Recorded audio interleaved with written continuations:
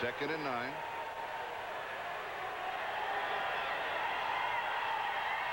Here is Hodge across the 30 to the 31-yard line.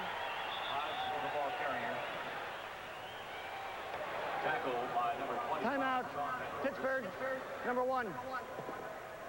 I wonder why it took so long to do that. They just wanted to get themselves out of a position to where they were that deep in their own situation. Of course, remember last week they were able to come up with a Hail Mary. Merrill Hodge here on the draw. Certainly San Diego willing to concede these yards to not give up the big play. And now that they're out Pittsburgh, number 2. 31-yard line, they feel like that they have enough room that possibly they can go downfield. They need all they need is another 15 yards, and they can go for a repeat of last week. You know what? It's amazing to me the probabilities against that happening. How many times it has actually come to fruition? I mean, I don't know what the percentage is that you can do that, but how many, you know, it must be 1,000 times you see on replay that that thing actually does work. That's the injury wagon. Humphreys and Lewis going into the locker room.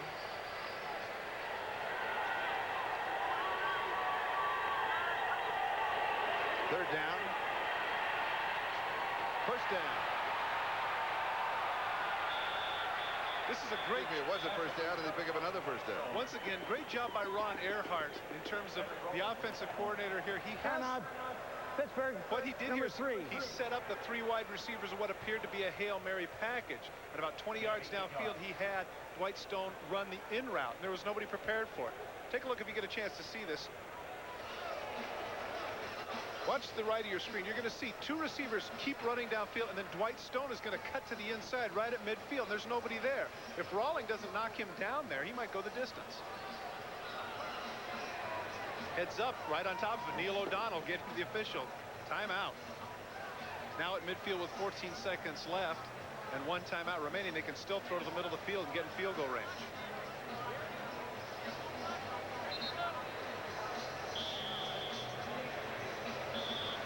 You know, Neil O'Donnell's numbers don't jump out and impress you, but he does some little things. He will. Little things well, doesn't he? Well, yeah, you're right. No, he does. He has great leadership qualities. Once again, the Steelers go to the 3 wide receiver setup. And San Diego be wise to look in the middle of the field again because they can afford to do it. Single coverage left side. It is intercepted. Donald Frank has the interception. The Steelers, with 3 wide receivers, trips on the right side, setting up a Hail Mary look. Single coverage on the left side, and Donald Frank picks it off. Good play. Never fails that we sit here talk him up, and then he does something like this. The setup was exactly what they wanted. They had man-for-man coverage, perfect. They had Davenport on the up, and O'Donnell just makes a bad throw. He underthrew it, and Frank made the catch.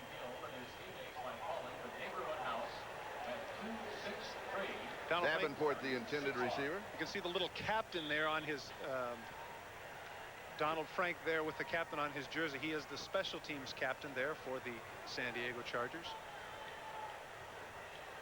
And now it's San Diego's turn to line up with the 3 wide receivers set to the right. If you can do it, we can do it too. Gagliano goes deep. Tipped. It is caught. Ronnie Harmon has it as time runs out. Is that unbelievable? Just as we're talking about it. Just as we're talking about the fact. And also, if Harmon can not go down, he stumbles, he almost... Wait, watch at the end of the play. Does Ronnie Harmon get hit by a... There, oh, what a fortunate play there by DJ Johnson, and he trips over his own man there at the end. All right, it is halftime. Pittsburgh leads 7-6. Let's go to New York and Bob Costas. This is the Domino's Pizza NFL Live Halftime Report, brought to you by Domino's. Nobody knows like Domino's how you like pizza at home. All right, Bob Costas back in New York. The juice here as always. Buddy Ryan, our guest in the studio this weekend. We'll talk with them in just a moment. But first to the scoreboard. Cleveland, believe it or not, with Todd Philcox at quarterback. And he threw a 4-yard touchdown pass to Eric Metcalf. Metcalf a 6-yard run for the other one. Leading the Raiders and their new starting quarterback, Todd Marinovich, who hasn't done poorly in the first half, but hasn't gotten them to the end zone yet. 14-0 late in the second. Washington has never lost to the Lions at home. The Redskins over the years 16-0 against Detroit in D.C., and Washington leading at halftime in this one 10-3. Chip Lohmiller had a 53-yard field goal just before halftime. Coming up toward halftime in Dallas, and the Cowboys in front of Phoenix 21-10. Aikman has thrown 2 touchdown passes to Michael Irvin, one of 41 yards, the other of 87 yards. And the Cowboys lead by 11. In the game you folks are watching, 7-6 Pittsburgh at the half, though it could have been something different had Ronnie Harmon been able to slip by that last guy after catching the Hail Mary pass off the deflection. Miami has the halftime lead at home over the Rams, 17-0. They get all 17 points in the first quarter, 2 Marino touchdown passes. Now, these are games that are finals now. Philadelphia holds Denver to 4 first downs, 82 total yards. Randall Cunningham throws for 3 touchdowns. He runs for 49 yards. He's thrown 8 TDs for the year and hasn't had one intercepted. Eagles are 3-0. Broncos 2-1, 30-0, the final at the Vet. San Francisco over the Jets, 31-14. Jets fall to 0-3. Frisco is 2-1. Steve Young, 2 TD passes and a touchdown run. And they lost, however, John Taylor for at least 6 weeks, and one report says 8 weeks, with a broken left fibula. The wide receiver of the 49ers sustaining that injury in the first quarter. Houston wins in overtime over Kansas City, 23-20. They come from behind to do it. They trailed 13-7. 2 Moon touchdown passes in the fourth quarter gave them a 20-13 lead. Then Kansas City scored on a Todd McNair run with 20 seconds to go from 3 yards out, forced overtime, but Kansas City turned the ball over after receiving the overtime kickoff, and Al Del Greco kicked the winning field goal in overtime for the Oilers. They win it 23-20. Green Bay and Cincinnati, perhaps the wildest game of the day at Lambeau Field. Mike Holmgren with his first victory as a head coach. David Shula with his first defeat, and the Packers win it 24-23. Don Majkowski knocked out of the game with an injured left ankle, ligament damage. We're not sure how long he will be out. Off a Green Bay punt, Carl Pickens, the rookie out of Tennessee, for the Bengals in the second quarter, gives them a 10-0 lead by bringing this one back 95 yards after reversing his field. It was 10-0 when he scored. They went up 17-3 at one point, but early in the fourth quarter, the Packers came alive. Here's their rookie, Terrell Buckley, their first-round pick out of Florida State. He answers with a punt return touchdown of his own. This one covers 58 yards. It's 17-10. Backup quarterback Brett Favre, in place of Majkowski, will hit Sterling Sharp here. Late in the fourth quarter with the 5-yard touchdown, he lunges across. They trail 20-17. After a Cincinnati field goal made it 23-17, the ball at the 35, 19 seconds left, no timeouts remaining. They go for it all. Favre pumps once, goes down the sideline to Kittrick Taylor, the 35-yard game winner, the extra point, actually the margin of difference, and Green Bay wins it 24-23. Minnesota wins at home. They're 2-1. So too are the Buccaneers following the defeat. 26-20 is the final at the Metrodome. New Orleans with a big divisional win at the Georgia Dome over the Falcons. Low-scoring game, and surprisingly so, 10-7. Morton Anderson wins it with a 47-yard field goal with just under 2 minutes left. And Seattle has their first victory under their new head coach, Tom Flores. They beat New England by a score of 10-6. They sacked Hugh Millen 6 times, and Chris Warren carried 24 times for 122 yards in the Seahawks victory. Let's turn now to Buddy Ryan. Thoughts on the Chargers and the Steelers? Well, I think both teams are playing well, but they're just, you know, they got to score more points. They get opportunities. They got to make them count. OJ? I'm watching this Raider game, and I just think that the Raiders must have been fat coming into this game, going up against a Cleveland team without Kozar or Michael Dean Perry. There's been so much talk about the quarterback there. I think the other players are going to have to get it together. And being from San Francisco, Bob, it's never Frisco. You know, people in San Francisco don't like Frisco. They don't like Cincy and Cincinnati. They don't like Philly in Philadelphia. And to anyone that I've offended through the years, for too many reasons to count, my sincere apologies. Mark Bavaro, late of the Giants, now the Browns, the subject of Gail Gardner's feature. And that comes up right after this break.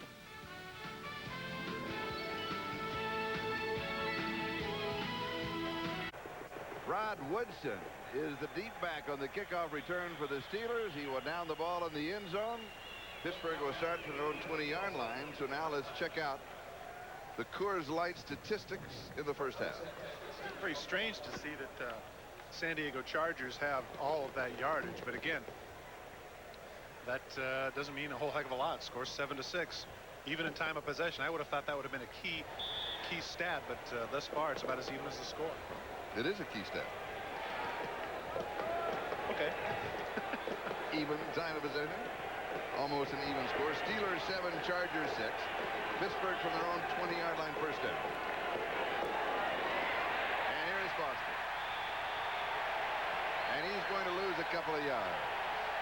Junior Seau. Not quite the success that they had last week there. You can see 3 punts and an interception along with their touchdown. But then again, give the San Diego defense credit. In fact, Bobby Ross made it a point to tell us when we talked to him yesterday. He said that he felt that a great deal of the problems thus far in their first 2 losses were not defensive but offensive. He felt the defense is playing quite well, as they have today. 2nd and 11. And Foster is going to lose 3 more to the 16. Leslie O'Neal got it. Well, obviously, the statistic that we had at the top of the show, first against the defense in run, is not just there for looks. Leslie O'Neal coming right by the tackle, right between left guard and left tackle, in this case Love and Jackson, to make the play. And Barry Foster, with 190 yards rushing last week, at this point has 23 yards. 2-3. Well, this is exactly what the defense wanted to do here. Bill Arnsparger says they want to force them to throw, make Neil O'Donnell beat us. 3rd and 14. This is a screen. Hodge behind the screen to the 20, the 25. He'll come up short of the first down by a couple of yards. Stanley Richard makes the tackle. It'll be 4th down. That was a big hit by Stanley Richard, but he definitely paid the price for that. Merrill Hodge, 6'2", 230 pounds, had a complete head of steam going. Watch, you can see after Hodge catches the ball, watch him. There's no way he's going around him. He wants that first down. Richard wants to deny him. Richard wins, but oh man, that hurt. Mark Royals will be kicking. Eric Bieniemy is the return man. Not a very good kick. Caught it on the run, though. It's exactly what you want if you're a special teams coach, catching it on the run and giving the Chargers good field position near midfield. Something the enemy was doing, though, he was waving people off like a safe sign. That could be dangerous, could be interpreted. If he gets it up too high as a fair catch sign, then he was running after it. But the reason I say that the catch is so significant is how many times have you watched a football game where you see the punt go, the guy lets it bounce, and it bounces 20 yards, and it just kills your offense because that means 2 first downs they have to make up for. Even though Bieniemy's return was about 5 or 6 yards, he saved the offense about 15 or 20 yards by not letting it drop. And San Diego starts from their own 47-yard line. Bob Galliano is the quarterback. Stan Humphries with an injured ankle in the first half. We do not have an additional report on his injury. Galliano to throw. And the pass is complete. A flag is down. He goes to Ronnie Harmon. And we'll come back to check out the marker. Eric Moten had his hands out like, I don't understand. What are you talking about? But it is going to come back for a hold. Personal foul. Chop block. Number 77. Oh, that's interesting. You saw him with his hands up, and he couldn't figure out what the deal was. Part of the difficulty, Charlie, I know that they're emphasizing this as a result of last year when Brad Baxter chopped Jerry Ball. Now, are they engaged? Watch the right of the screen. Watch number 77. He just catches. 15 yards. Now, that's a bad call. That's not a good call. He came over to help his center. He helped his center because he saw that Williams was getting away on the sack, and he goes to block him. That is not an intentional chop block. That's not a good call by the official there. He needs to see the difference between when one guy is standing up and he intentionally goes for the legs versus when the guy escapes. Because if, in this case, if he's not going to let him escape, well, then what's he supposed to do? Let him get the sack? And he wasn't going for the leg to the knee. He was going way down underneath just to try and stop him. You're right. They'll have pass interference in the call. Anthony Miller, the intended receiver. Rod Woodson is going to get the call. I think the reason he'll get the call is the pass was so bad, is that he had to stop and change his route, and Woodson got there before he. But once again, there's the question, and Bill Cowher has a legitimate beef. Is the ball catchable?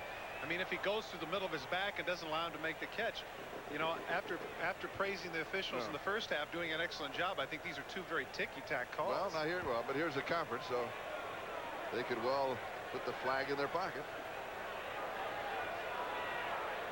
Once again, incredibly subjective, the call as to whether or not he can catch it. Defensive pass interference. Number 26. First down. If we get a chance to see it, Bill Cowher said that's what he's saying. If you can read lips, he could not catch the ball. The ball was too high. He could not catch the ball is what he's saying to the line judge. And, of course, the line judge saying, no, Anthony Miller has a 45-inch vertical leap. He could have got it. All right, let's see if it's Watch the catchable. top of your screen. You're going to see it's a deep hook route. He comes back. The ball is already thrown. Now Rod Woodson gets up and bumps him. Nah, that's awful. That's awful. I'm sorry. Okay. That's not good. That's incidental contact at best. First down, San Diego, 49-yard line. Intercepted. Greg Lloyd with a great return. But he And a fumbled. fumble. Steelers say they still have it. There's a scramble there at the San 20-yard Diego line. says San they Diego have says it. they do. What a weird beginning here. Cowher was down helping out of the call. There he is on the left. It's a strange deal here. Chargers are pointing that they have it, and they do. They do. Oh, goodness. So a double turnover. You know what? You shouldn't have mentioned earlier about, what the baseball field about Sandlot. Yeah. This is what this has turned into. This is like Sandlot football all of a sudden. And it was Marion Butts who recovered. And an official Greg got Lloyd's hurt. fumble. And now an official, you can see right here, got hurt. He's shaking his leg out. Who is that? This is just a bad throw. He doesn't see Greg Lloyd coming over. Now, Greg Lloyd actually shows some skill. Ooh, little sweet feet there. Gets by Galliano. Walker doesn't make the tackle. Stiffs arms him out of the way. Now as he cuts upfield, he cuts back to the inside, loses the ball. There's the ball on the ground, right at the feet of Marion Butts. Butts is the one who falls on top of it. This is really sad. I mean, this is like 4-on-4 or something. Swain is the one that ends up stripping the ball. First, Butts kicks it. He's it. That's a good call by the official right there. Marion Butts. Right on top of it. And now an official's timeout, and what they're doing, they're checking out the injury to the official. Shaking that leg. That's John Alderton. John Alderton. John Alderton. Hey, line judge. he plays with pain. What That's a guy. Right. Watch Swain. Oh, there's no doubt. Look at the ball come out right there. You can see it's going to hit the ground. Ball completely out. The ground didn't cause it. So San Diego has the ball again, but this time at their 20-yard line, first down. 28 yards backward to go first and 10. Interesting.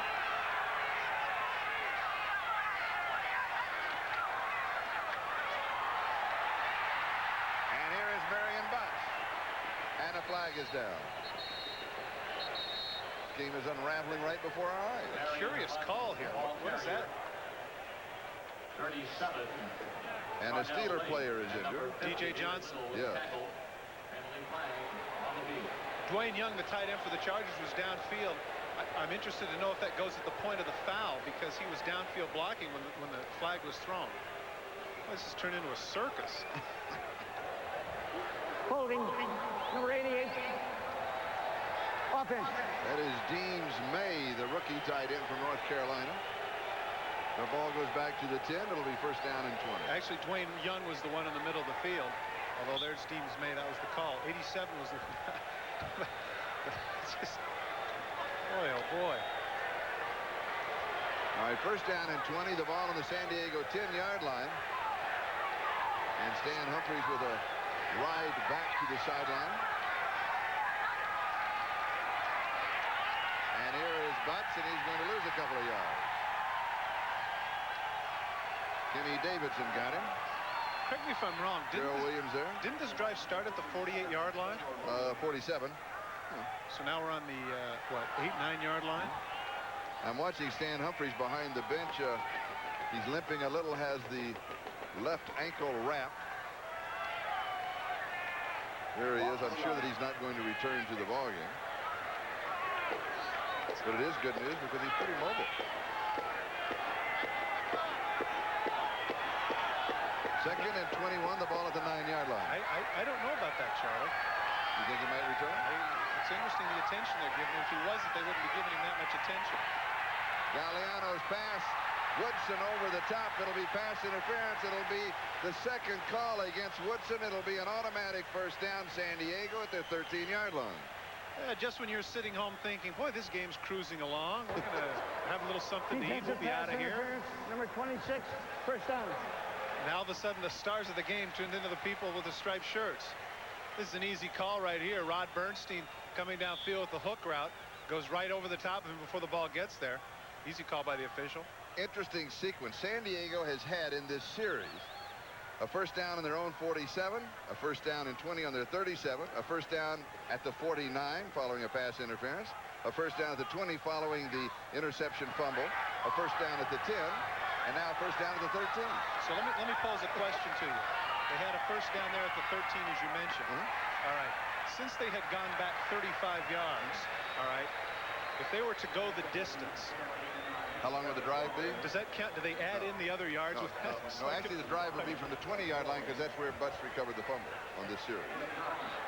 Oh, That's the change of yeah, I possession. know it's change of possession, but isn't that fun to think about? Okay. We add in that -30 plus the -30 plus. And the drive was 4 yards. Yeah, right. 4 positive yards. That's where I need my kids in algebra to figure all this out. Second down and 1. The ball at the 22-yard line. And here's Marion Butts. Flag is down. Flag is down. Jeez. We have 10 minutes and 2 seconds left to go. We're still in the third quarter. The score is Pittsburgh 7 and San Diego 6. But the first 5 minutes have been a veritable cascade of amber linen. How's that? They've been an eternity also. I was waiting for you to say there have been a lot of flags. Throwing number 67. Oh, that's what you were talking. Oh, that's what you meant, Okay. yeah. All right, ball goes back to the 12. And it'll be second down and 11 on Leo Goaz. Ronnie Harmon checks in. Bobby Ross can't be too happy about what he sees here. I mean, it's the word bizarre comes to mind. It's pretty strange.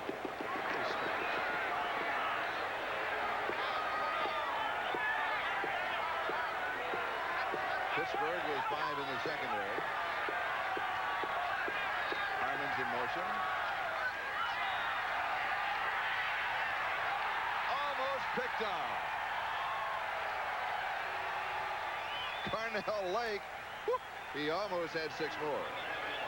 And we got a pushing and shoving contest. It's broken up by the officials. Here was the case of Bob Galliano looking downfield. He heard footsteps. He starts to backpedal. He wants to go out, but Carnell Lake had anticipated it well, and you're right. That could have been an easy walk to the end. Look, he looks downfield, gets a little bit of happy feet. I just want to get rid of it here, and it's a good thing he threw it high because Lake was right there, and he'd have creamed him anyway for no gain. In fact, a loss.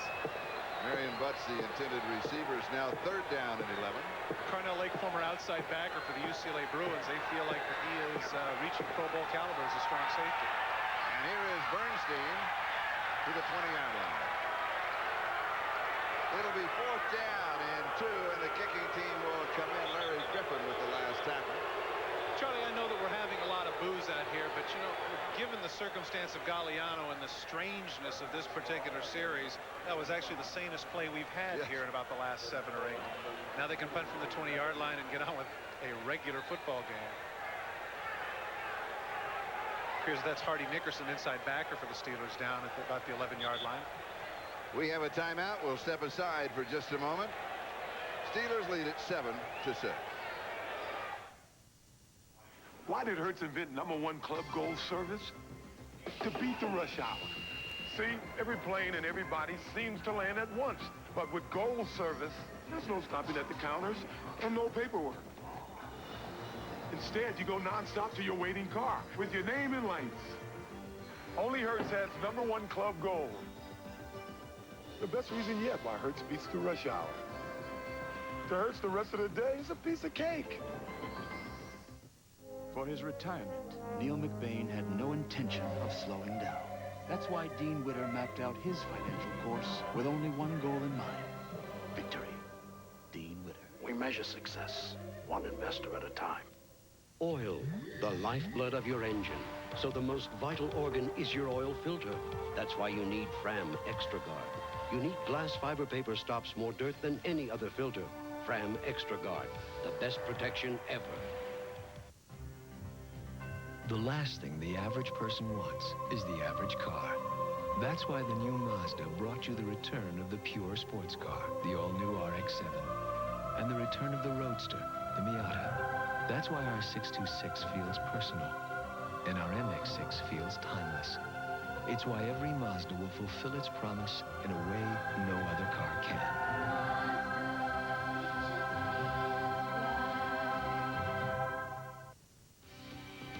The NFL on NBC is brought to you by Hertz #1 Club Gold. Hertz's fastest service now in more locations coast to coast. By Dean Witter. There are many ways to measure success. Dean Witter measures success one investor at a time. By the U.S. Army. Learn how to get an edge on life. Be all you can be. And by the new Mazda. Mazda, it just feels right. Hardy Nickerson now on the sideline. We'll try and get a report. John Kidd will be kicking. Rod Woodson is the return man. Good news for the Chargers. The x-rays on Nate Lois and Stan Humphries are negative. Kick doesn't turn over. Woodson calls for the fair catch and takes it at the 42-yard line. He was bumped, but there is no flag. Carnell Lake blocked him into it, so that's why that call wasn't made. 8 minutes, 53 seconds. The time remaining. We're in the third quarter. It's Pittsburgh 7 and San Diego 6.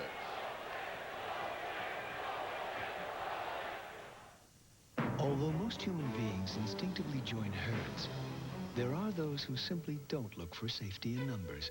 For this rare breed, we introduced the '93 Mazda 626 ES with a V6, an airbag, and ABS. Designed by the new Mazda, a company known for doing things differently. For drivers who feel the same way. The all-new Mazda 626. Mazda, it just feels right. Yeah, he wants to get back to Another delay is unacceptable. Yeah, exactly. Ann Joyce is waging a war Therapy can't wait. against the high cost of workers' compensation On insurance. my way to see a supervisor. She fights for better medical care for injured workers He's ready. He's on crutches. so they get back to work faster. I'll let him do some phone work on sales. Perfect. You'd think she'd be the kind of person who'd make an insurance company nervous. Good news. You're going back to work. Actually, thanks. She works for one. Rust. What it can do to the outside of your car, weak, neglected antifreeze can do to the inside. You need the tough anti-corrosion formula of Prestone. Use fresh Prestone every year to give your radiator and cooling systems heavy-duty rust and corrosion protection. No matter what happens to the outside, Prestone protects the inside. Prestone stops the rust that stops your car. A noble warrior once advised, be vigilant against unfragrant perspiration. My ritual is Right Guard Sports Stick for maximum wetness protection. The best defense is not to offend. Right Guard Sports Stick. Anything less would be uncivilized. Stan Humphries' injured ankle is his left ankle. He is testing it. It is not, of course, his plant foot. He's a right-handed quarterback. This is taped while we were away. He might come back when San Diego moves on offense. But first, the Steelers have the ball at their 41-yard line. Neil O'Donnell, all the time in the world, drops it off underneath to Barry Foster. Fumble ball is loose. San Diego has it. Gilbert.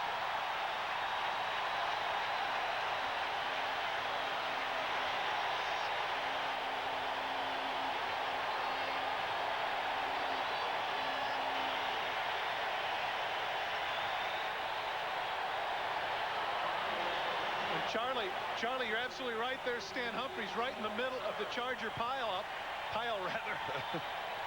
Barry Foster, as we mentioned last week, 3 fumbles, but they weren't costly in a 27-10 victory. This time a 7-6 game. Good play by Henry Rawling to strip the ball. It keeps bouncing loose, and Gilbert is able to pick it up just before it gets out of bounds. And the cheer you hear from the crowd is not just the momentum of the fumble, but the quarterback back in is Stan Humphries. And a first down, San Diego, Pittsburgh 38-yard line. Steelers lead by 1. Here's Rod Bernstein to the 31. 7 yards. 2nd and 3, David Little and Gerald Williams on the tackle. Those of you that happened to watch the Monday night game last week when the Browns, were playing the Dolphins, you'll remember that Stan Humphries, Bernie Kosar played the last 3 quarters on a broken ankle. And so when they went in and found that it was broken, he was able to play on it. So Stan Humphries on a sprained ankle seems like a logical move, and got it taped up, and there he is. And you saw a shot of Barry Foster on the sideline who just fumbled. On the turnover. San Diego with the ball and the momentum. Straight shot up the middle. Bernstein. Greg Lloyd with the tackle. Oh, he can roll. 6'3", 240 pounds. And give credit to Courtney Hall, David Richards, and Leo Goaz. Watch right from this. I mean, nobody even touches him at the line of scrimmage. You can't give a man 238 pounds that kind of running start, because then Darren Perry has to come upfield, miss him, and he's got to be dragged down. 6'3", 238 pounds.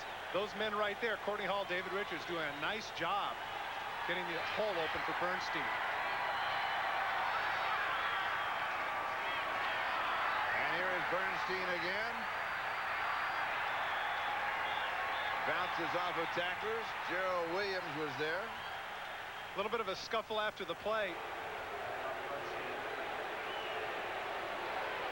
Once again, Aaron Jones, the defensive end, makes the play and turns it inside. We mentioned the former first-round pick, 1988. They've been waiting for him to do something. Well, now this is about the third time he's been involved in stuffing the play behind the line of scrimmage.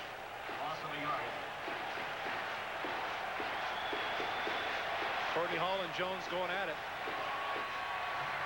Second down. Lost for about half a yard.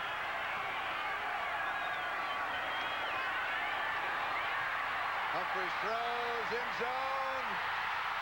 No. Sean Jefferson. He got behind Woodson and Lake.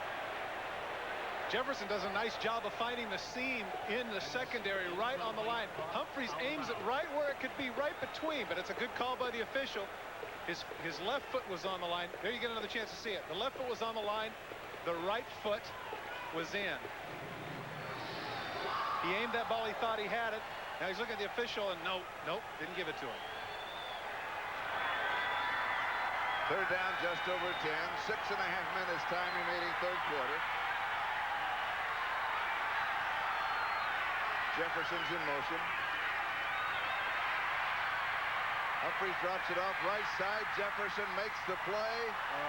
A yard shy of the first down. It'll be 4th down and 1. Sammy Walker bumped in. Charlie, you know what's frustrating about that from a quarterback standpoint? You can see Humphries giving the signal over to the side, and Ross has said they're going to go for it.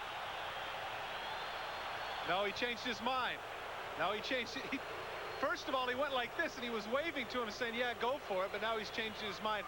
And you know what? Given the score of 7-6, I know the crowd doesn't like it, but this is the right call. You got to kick the field goal. You got to take the lead. From the 15-yard line, an attempt of 25 yards for John Carney. He is 2 for 2 in the ball game. He's hit from 24 and 43.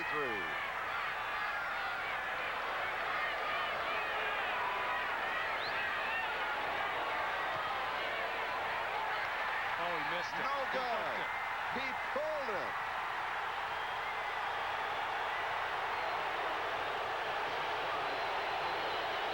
Pittsburgh still leads by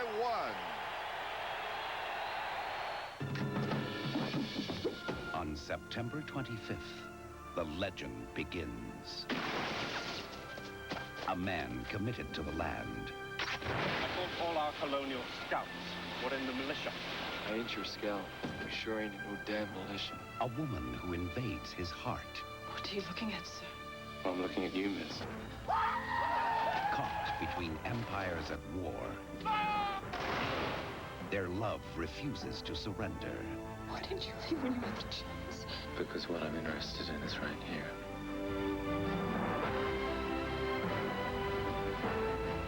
Stay alive, no matter what occurs. I will find you. No matter how long it takes, no matter how far, I will find you. Academy Award winner Daniel Day-Lewis and Madeline Stowe. The Last of the Mohicans, rated R. Starts Friday at theaters everywhere. Once in a great while, a car comes along with such timeless beauty, such intrepid performance, you can't help but make predictions. What do you do when you think something is destined to be a collector's item? You put one away for safekeeping. The new MX-6 from the new Mazda. Mazda, it just feels right. Then again, who can wait that long? on the season premiere of Law and Order. A pornographer's murdered. Stone, what's a conviction? But a mother and daughter want revenge. Law and Order premieres NBC Wednesday. Bobby Ross a little disgruntled with the turn of events, but it really wasn't so much the shanked field goals, it was the play before. Now take a look at the end of the play. Sean Jefferson, if you're this close to the first down, now turn upfield right now, stick your head and try and get the first. Instead he tries to avoid the contact, comes up a yard short, and right after that, if we get a chance to show you on tape, you're going to see Bobby Ross talking to him about that very thing. And here is Foster for a couple of yards off of the left side. Bobby Ross right here scolding Sean Jefferson, in effect saying, look, you know, we've got to have that. That's 1 yard, and we have to have that. You can't go out of bounds. And then he's nodding his head saying, okay, coach. A lot of times, you know, players talk about the challenge to their manhood or whatever, but in that situation, even though Jefferson's not a big guy, 175, 180-pounder, he's got to give up his body to get that first down. Second down and 9, the ball at the 21.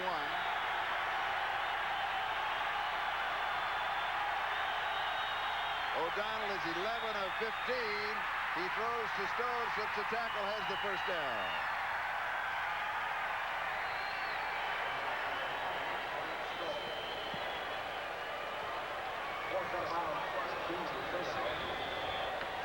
Talked a lot about number 55. Take a look at the pursuit of number 55, Junior Seau. Remember that Dwight Stone, a 4.26 guy in the 40, escapes the tackle, but there's Seau going completely across the field to get him out of bounds.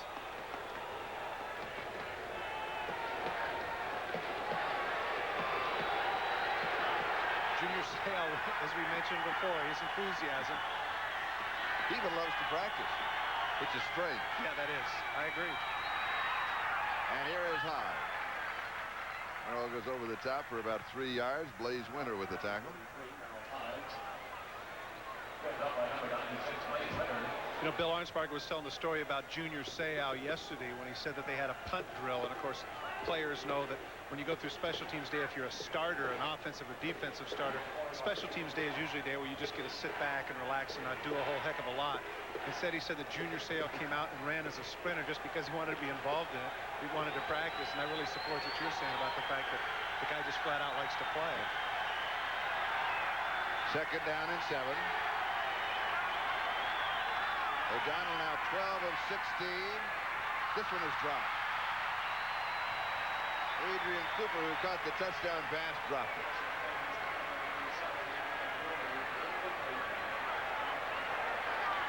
Next Saturday, the thrills and excitement of Notre Dame football continue on NBC. The Fighting Irish go against their intra-state rivals, the Purdue Boilermakers. Coverage starts at 1 p.m. Eastern Time with Notre Dame Saturday. Let me put you on the spot. Did you have an opinion when they went for the tie there? You think they should have thrown it up, Meyer? No. Really? No. I think he did the right thing.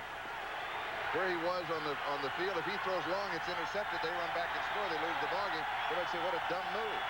The dumb move might have been Michigan by throwing where they were and the turnover. Jeff Graham with the reception. I believe in going for the win, but first you've got to get out of your end of the field. I would have been perhaps a little more judicious with some timeouts. Couple of 100,000 in Ann Arbor that don't necessarily agree with you. Well, that's all right. Yeah. Jeff Graham, this is what he's been doing. +1, because obviously you don't agree with me either. That's what Jeff Graham has been doing the last couple of games there for the Pittsburgh Steelers. Big third down play, 3rd down and 7. He comes up with a catch. Tony Blaylock in pretty decent coverage, but again, it's kind of tough when you have to cover the man not only just to the outside, but all over the field. Steelers at their own 49-yard line, first down. Pittsburgh leads by 1, 7-6. Just over 3 minutes to go in the third. Here is Foster. And he just keeps coming at you. 45-yard line, gain of 6. It'll be 2nd and 4, and Junior Seau with that bruised rib cartilage makes another play for San Diego. Once again on the other side of the field, here comes 55, blocked into it and still makes the tackle on Foster. And really, if you notice, because of the set that the Chargers were in kind of an 8-man front, if he doesn't make that tackle, he's going to go a lot farther than he did. Junior was asked, he said, why? I asked him about his motor, the whole thing about how his motor is always running.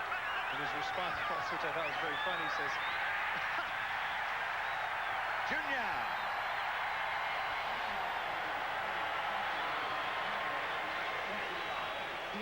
No, he's a one-man highlight. Well, there's nothing that he can't do on the football field. I thought it interesting that Jerry Glanville said, we'll trade Andre Rison, we'll give up.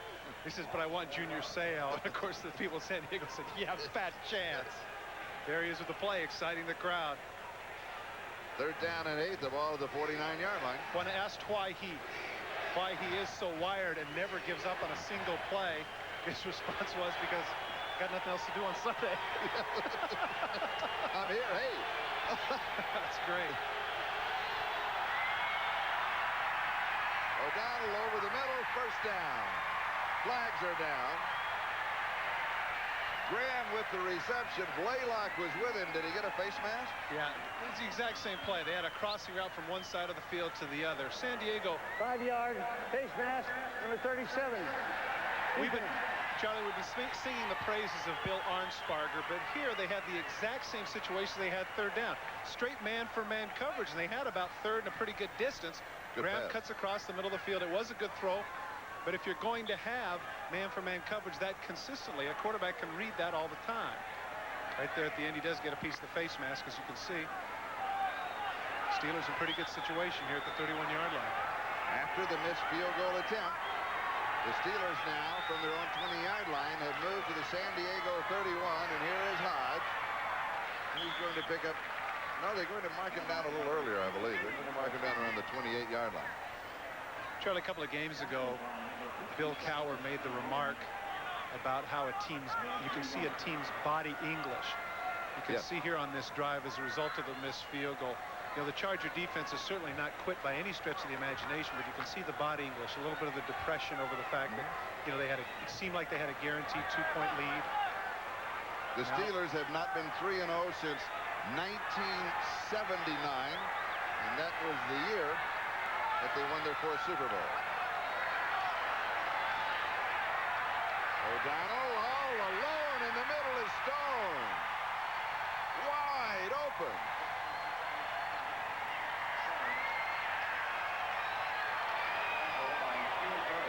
Give O'Donnell credit. He threads the needle here in his zone coverage. Gilbert is a little bit slow to react. Right here, he should have seen that. Stone jumps up. He makes the hit on him, but he needed to be a little bit quicker in anticipating what O'Donnell was going to do. 7-yard line, 1st down, goal to go.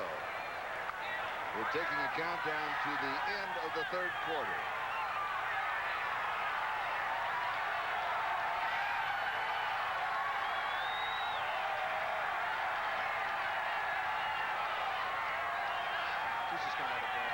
And he does. That is the end of the 3rd quarter. The score, Pittsburgh 7, San Diego 6. We'll be back after these messages from your local station.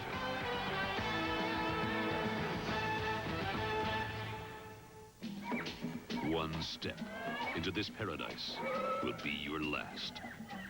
Kathy Ireland, Danger Island, NBC Tonight.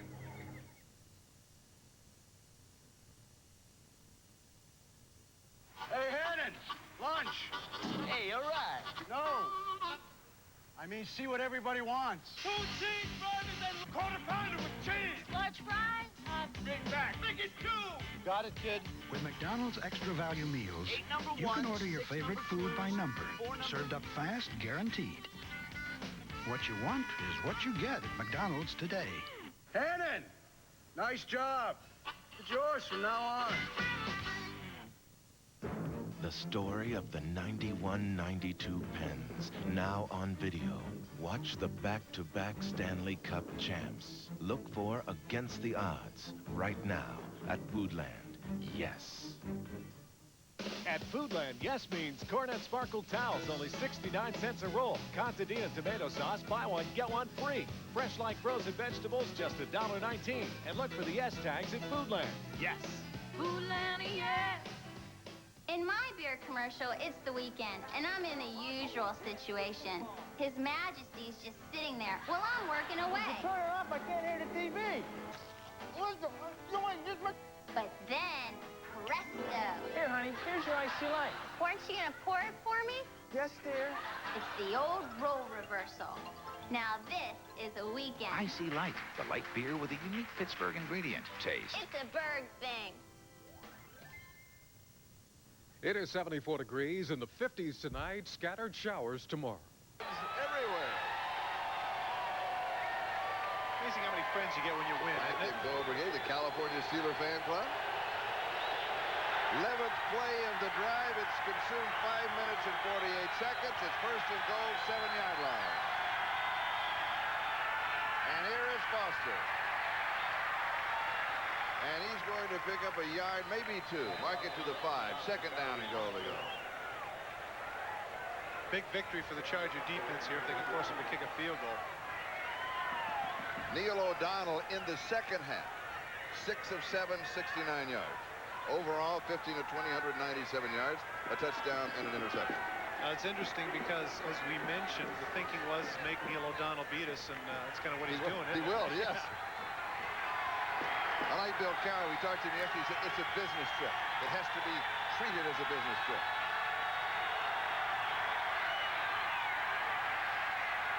Over the middle, Stone, touchdown.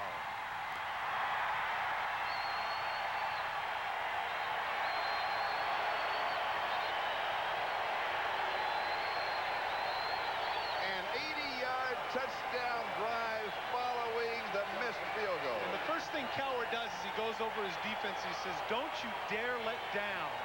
A lot of times you get coaches that are caught up in the lauding of the offense and saying, isn't that great what we just did? But Cowher's a little ahead of the game, goes right to the defense and says, now don't ease up.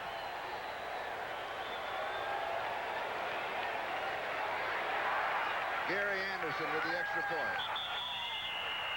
And we have flag.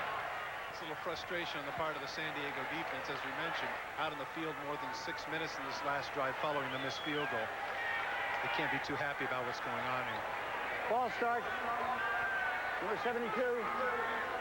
Before the snap. The Steelers putting together an 80-yard drive in 12 plays, and here's the touchdown. They're able to get away with a pick in the middle of the field. Dwight Stone comes in motion. He picks. The Steelers putting together an 80-yard drive in 12 plays, and here's the touchdown. They're able to get away with a pick in the middle of the field. Dwight Stone comes in motion. He picks off. There you see, there's nobody there in the back. As soon as he runs into Gary Plummer, he comes to the back of the end zone, and Blaylock fell off him, and there was nobody within 5 yards of him. And the extra point attempt, and it is no good. Off of the skin part of the infield, full left, just as John Carney did. So the score remains the Steelers 13, the Chargers 6. How much insulation do you have in your attic? 3 inches? 6 inches?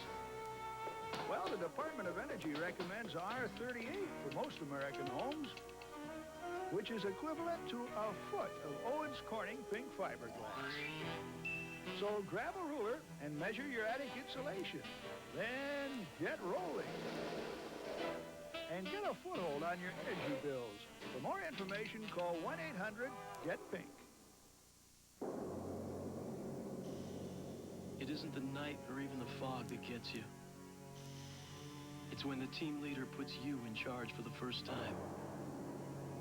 And you decide to drop right inside Alpha Team's backyard.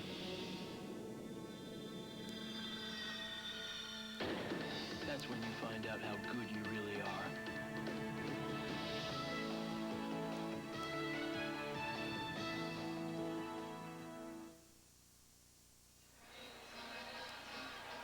Welcome back to San Diego. That missed extra point by Anderson. Now, that is only the 3rd missed extra point in his entire career. It's amazing. Heading into the season, he was 323 out of 325. In fact, he had a string of something like 190 straight, so that really is a big miss. And I think that's got to give the Chargers a little bit of hope, because now they can go down the field. They don't have to score twice. They can get in the end zone, kick the extra point, maybe force overtime. Now, when San Diego missed the field goal, then Pittsburgh came back. Could this have the same effect for San Diego? Well, in the case of the Charger fans, you would certainly hope so. And the way that Humphries was throwing the ball earlier in the drive, I mean, it wasn't the offense that stopped him. You know, it was the fact they had a 4th and 1. They shanked a field goal. They looked pretty good the last drive with Humphries leading them. And congratulations for getting your coat on so quickly.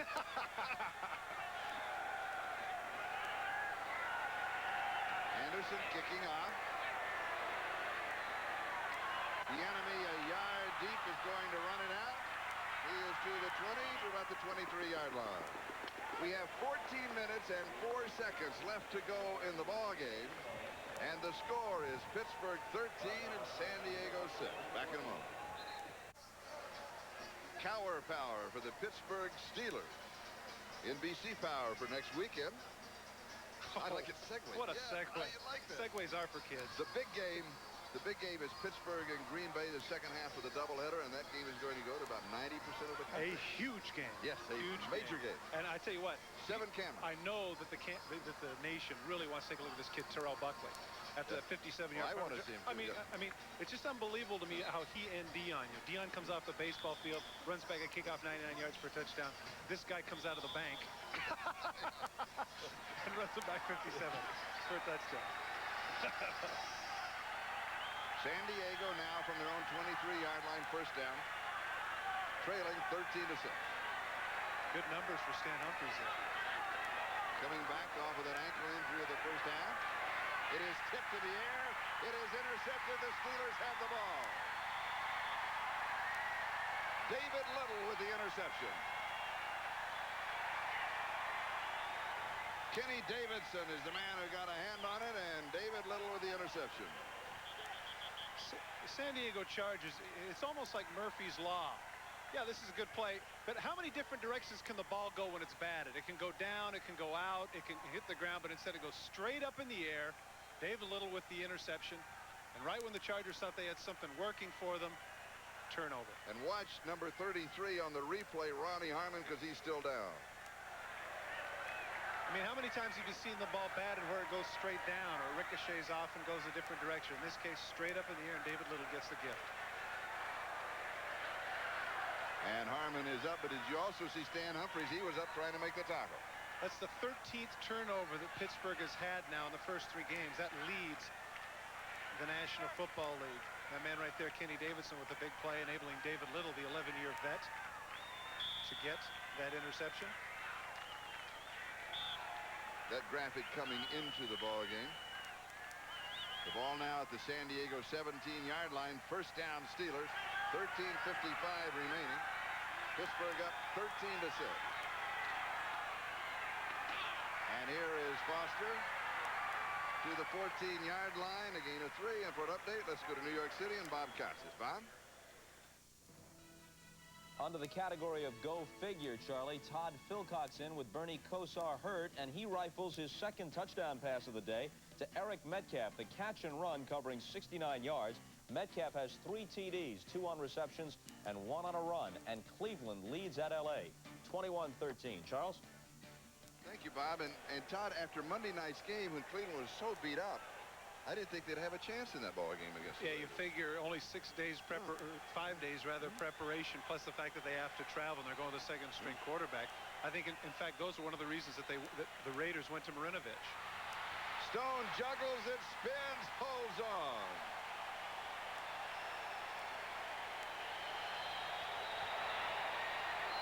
Great concentration. You know, I asked Bill Cowher a very poignant question last night. I said, how much of this is skill and how much of this is luck in terms of the Steelers? Now, right there, number 37, Blaylock, had a chance. He's waiting for the ball to pop out for an interception instead of hitting Stone. And as a result, take a look. Right there, he's waiting for the ball. He doesn't hit him. The ball comes right back to Stone. The bobbled ball there, the batted pass up in the air, the shanked field goal, all of these factors. You know, it's like the adage is, sometimes better to be lucky than good. First down, goal to go, 2-yard line. Foster, and it'll be second down, goal to go at the 1-yard line. By the way, I just want to sit here and thank all of our friends from Fleet, Lieber, Rooney, and Shorling. They were in the booth next to us in Pittsburgh last week. They sent over the chicken and the sandwiches. You then had to run for the plane. They brought over brownies after the game was over. Oh, I just sure. want to know, we really appreciate it. Fine, when I'm gone. I saved one for you. But then I ate it that night. Yeah, so. Great. 9 days old. I really appreciate it. I knew you would. I'll use it as a doorstop. Second down, goal to go. Foster keeps digging, but he does not make it in. The Steelers say that he does, but the officials say that he doesn't. Oh, and look at the argument there O'Donnell has with it, and he's pushing him away. I mean, they're really getting into it. It'll be third down and goal to go. Look at this. I mean, they are really jawing. That's Al Jury, the back judge. officials have been a big part of this game, haven't they? They've been involved. Injuries. Watch Gary Plummer coming over the top, number 50. 4 straight years he's had 100-plus tackles. Right over the top he comes, stops his momentum. His knee was down. Good call by the official. I watch when O'Donnell comes to the top of the screen arguing the point. I watch the official's going to push him away. Whoa! Woohoo! And Plummer, look at Plummer throwing his hand up and said, yeah, give him a flag. Foster dive. No, it's a fake. Good call. O'Donnell, the bootleg. Ho-ho! Look at the smile on his face. He fooled everybody in the stadium.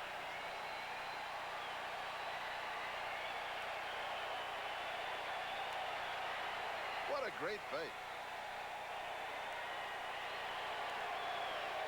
When he goes to the bootleg, the responsibility is right here. Number 91, Leslie O'Neal. Leslie O'Neal comes inside, and he's dead. That's it. It's over right there. Boy, but watch him hiding it on his left hip. A great move. 19-6. Here is the extra point. This one is good. Barely gets through. Steelers lead it 20-6 with 10:53 left. This Heisman moment is brought to you by Mitsubishi Motors, makers of a full line of quality cars and trucks. Jay Berwanger was nothing short of spectacular at the University of Chicago. He's called a one-man team, and there didn't seem to be anything he couldn't do. In 1935, Berwanger received the first Downtown Athletic Club trophy. A year later, this prestigious award would become known as the Heisman Trophy.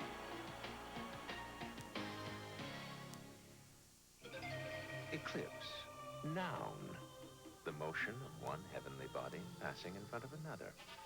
An eclipse occurs only with the perfect alignment of arcs and curves and angles. Eclipse. Verb. To surpass. To cast in shadow. To leave others behind.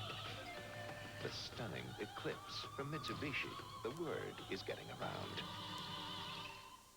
Castrol GTX is the only leading motor oil that meets the world's toughest requirements for viscosity breakdown in every grade.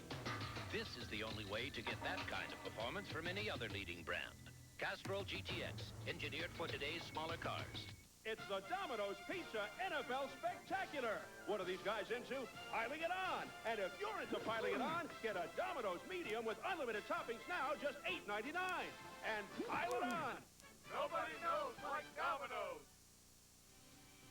The NFL on NBC is brought to you by Domino's. Call Domino's Pizza right now, and you'll be enjoying our unlimited toppings pizza deal when the game is over. Welcome back to San Diego. 10:53 time remaining in the game. Gary Anderson will be kicking off to Eric Bieniemy. Steelers up 20-6. Bieniemy takes it at the 1-yard line, juggles it for a moment. He's to the 20, 25, 30, about the 32-yard line on the return. Take a look from the top. You can see that right to the right of your screen is going to be number 91. His response, watch him come down, and as soon as he's down, he's dead. Whoops. That's it. It's over. O'Donnell in for the score. That's really a tough situation. It's a do-or-die play, of course, for Pittsburgh, because if O'Neal reads it right, he sacks him for a 7-yard loss. But give credit to Ron Earhart, trusting in his 230-pound quarterback to leg it in for the score, and that's what he did.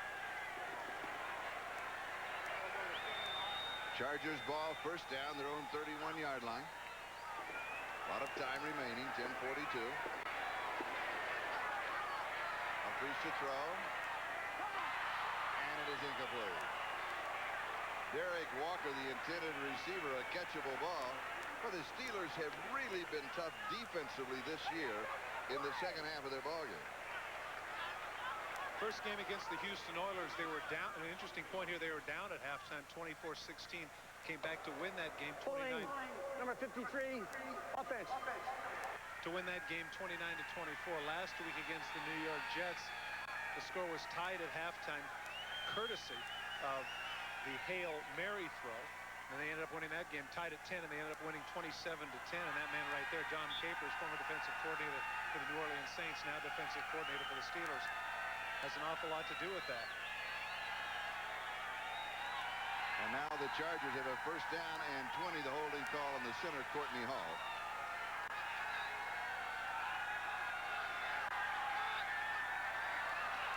Humphreys offsides. Humphreys goes deep, and it is incomplete for Sean Jefferson. And now we've got some pushing and shoving back at the 10-yard line. Has there been an inordinate amount of pushing and shoving and jawing and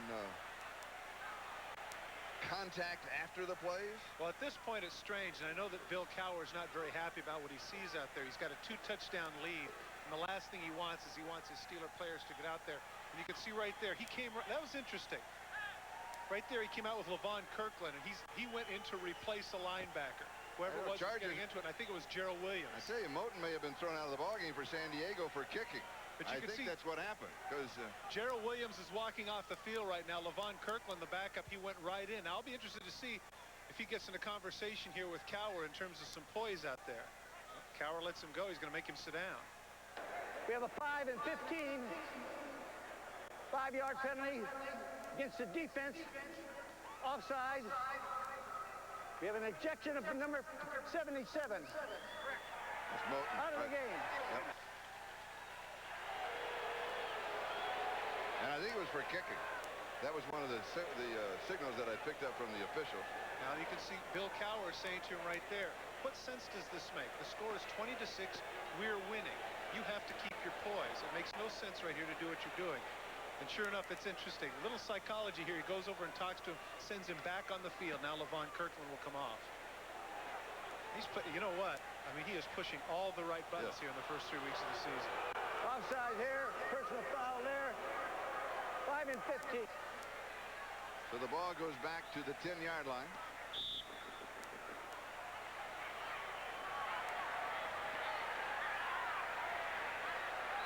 And it'll be first down and 30 for San Diego.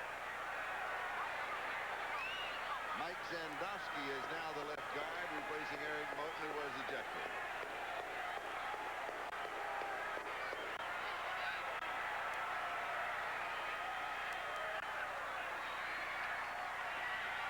Humphreys knocked away.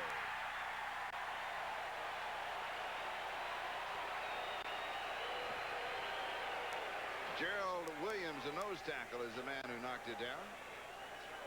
And it will be second down and 30 for San Diego at their own 10-yard line. Chargers' last 4 possessions. This is the second half. 1 play interception, 6 in a punt, 5 in a missed field goal, 1 in an interception.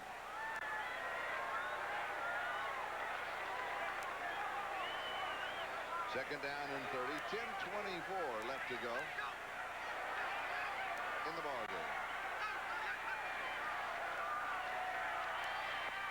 Bernstein over the middle is open, but Humphreys was looking to the right side. Rod Bernstein, the running back, who was a tight end in college at Texas A&M, was in as a wide receiver on the far side. When we talked to San Diego yesterday, we asked the coaches, we also asked Bernstein when they were going to start doing this, and they all acted like they'd never even thought of it. Interestingly, they had been working on it all week and didn't want to tell us. I suppose, but he hasn't exactly been involved in the passing game here today, or for that matter, the first 2 games of the season. Third down and 30. This is where it's no fun being an offensive coordinator. Remember Tom Floyd once telling me when it was 2nd and 3, I had a lot of guys that had ideas. When it was 3rd and 20, all of a sudden I was an orphan. That wants to throw back to the right. Flag is down. The pass is complete at the 17-yard line. Was that Sean Jefferson that caught it, but there was a marker. Courtney Hall absolutely tackled Gerald Williams there on the goal line. Pat Haggerty saw it, but my guess is Pittsburgh's going to let it go and make a kick. Holding 53 offense decline. And it will be 4th down. You know how I knew it was decline? The fat sheet of the punter went up. I mean, as the flag went down, they already mentioned about John Kidd's average today. Ron Woodson is the return man for the Steelers.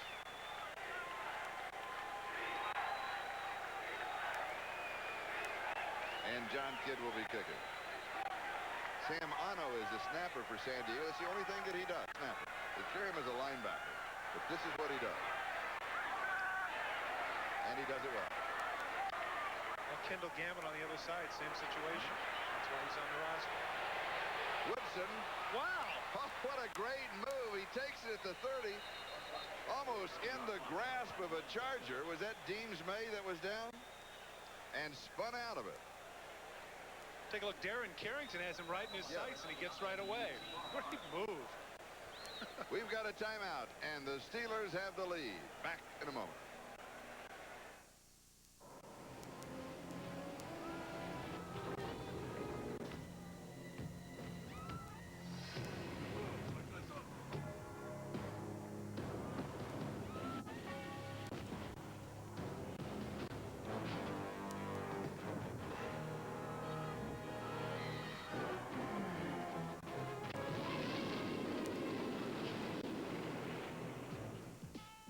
Thought about wearing shoes?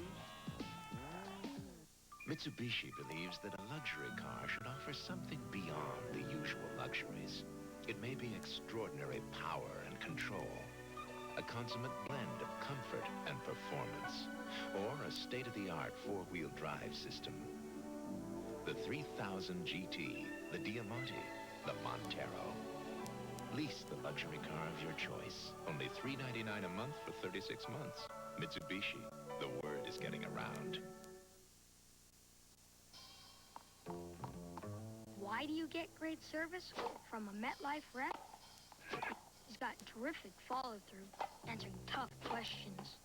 He's fast when it comes to paying claims. He's got lots of drive and power.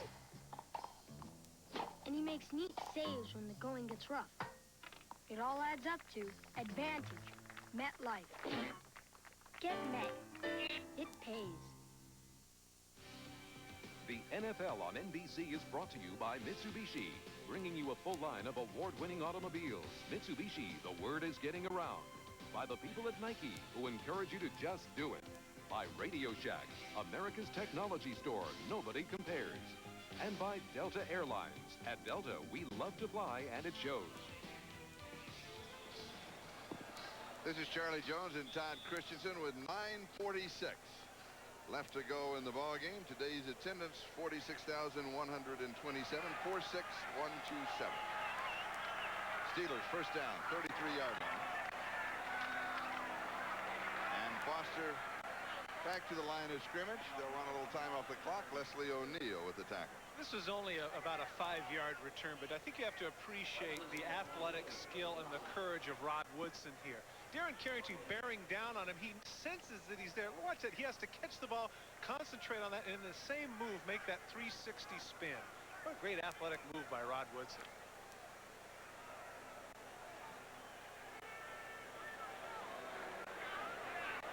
Second down and 9.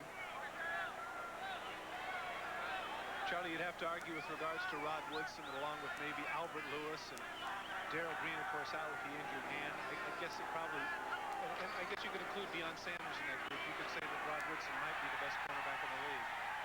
Well, I think he is the best cornerback in the league. Barry Foster carries. Floyd Fields with the tackle. Of course, in the case of Deion Sanders, you've got a guy that has similar skills. I think the difference between the two, though, is that Rod, being over 200 pounds, and we've seen in the past, they can utilize him to rush the quarterback. You know, he's a great run support guy as well as doing returns. He just needs a nickname. He doesn't have prime time or anything like that. Rocket, is that? Rocket Rod Woodson? All right. Well, we'll work on it. Woody? No, that doesn't. Jesus. Whoa. Oh. Third down and 1. Sorry I asked. I knew you would be. Foster is dropped for a loss. Sayal was there. Plummer was there. O'Neal was there.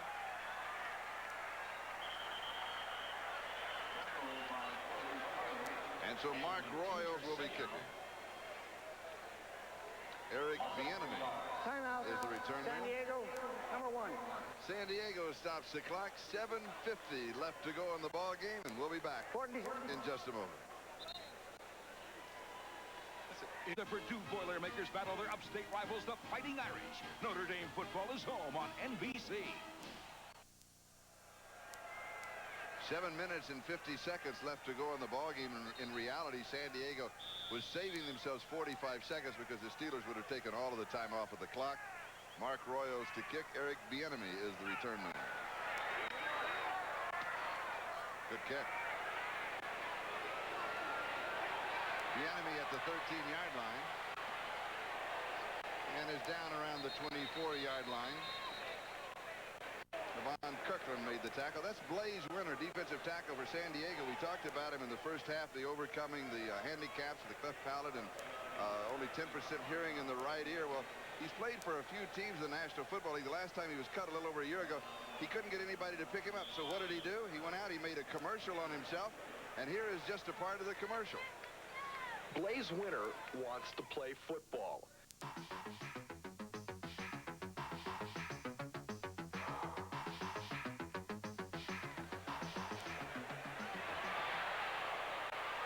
Humphreys throws deep. There is tripping. That'll be incidental contact. They will not drop a flag on that when your feet get caught up. DJ Johnson and Anthony Miller. There's a flag back down the field, but that's in the place where they normally call holding against the offense. Coming back to Blaze Winter, I think it's an interesting point, Charlie, that you mentioned that some of the teams he's played for, including Indianapolis and the Green Bay Packers. It's very rare that you see somebody that has this level of persistence. His comment to us is that there are too many people that just wanted to throw him away. Number 72, offense. Still first down.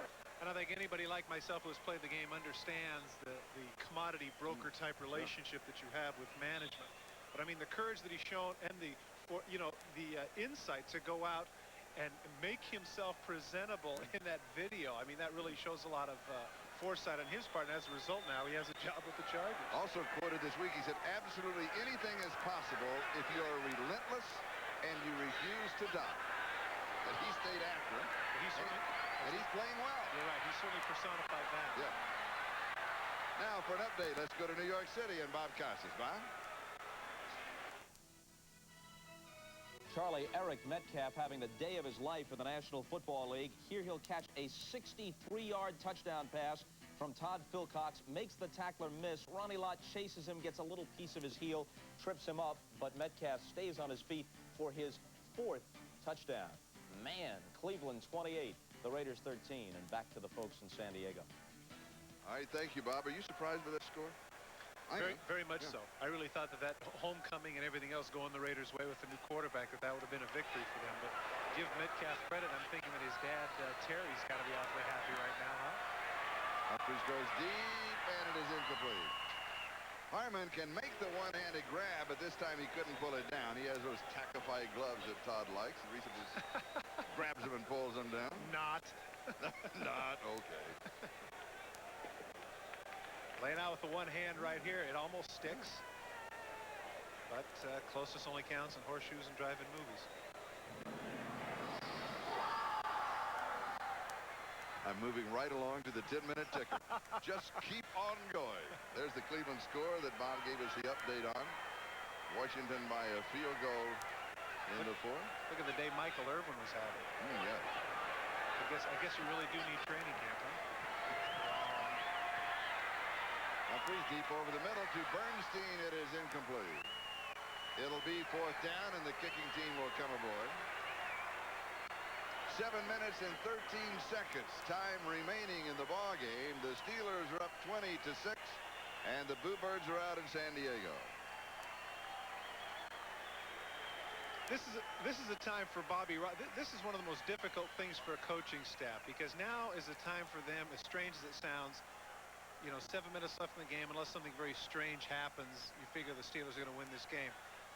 They need the chance here to look at some people, to give Humphreys a chance to do some things that maybe he didn't have a chance to do in preseason with the Chargers. I think people have to take that into account. This is only his second NFL start for the Chargers.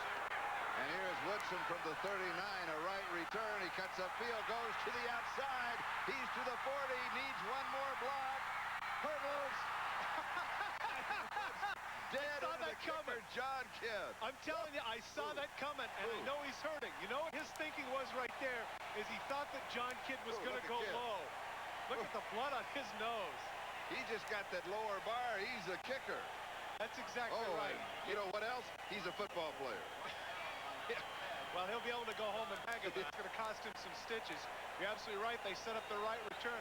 Of course, Rod Woodson, former high hurdling champion from Purdue University, gets to the outside. Now, it looks like he's gone. Right here, he's made the decision. I'm going to jump. I'm going to jump, but he's not going low. Look at that. Ouch! Oh, goodness. He caught the knee right on the bridge of the nose. Look at this. Oh, man. Ouch. But you're right. He thought the kid was going to come low. He would clear him on the top and would go all the way to the end zone. Now, this is where John Kidd wishes he was back in Buffalo because, of course, it could freeze that injury and wouldn't hurt his back. Barry Foster Jr. Sayal makes the play. You know what? It's 20-6. 20-6. The game's over. Number 55, go ahead, take a play off. Game's over. What's the deal here? What does he do? Makes another tackle for loss. Guy's all over the field in what appears to be a hopeless cause, and he's still involved, still intense. That's impressive. This is what Bobby Ross said about Junior Seau. And remember, this is a 55-year-old coach who's been around the block. The best player I've ever been around. That's saying something.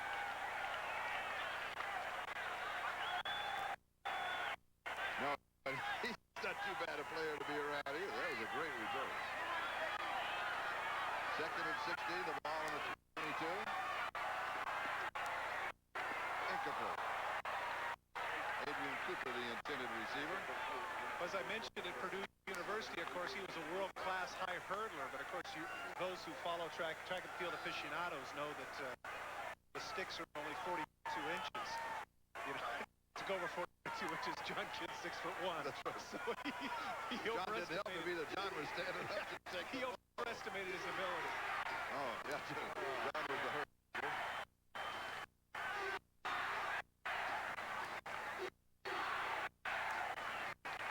Think about that when he comes home today. Honey, how'd you get that on your nose? You know, a punter. How did you get those stitches on your nose? Wow. I was standing there, and Rod Woodson hurtled into my mouth.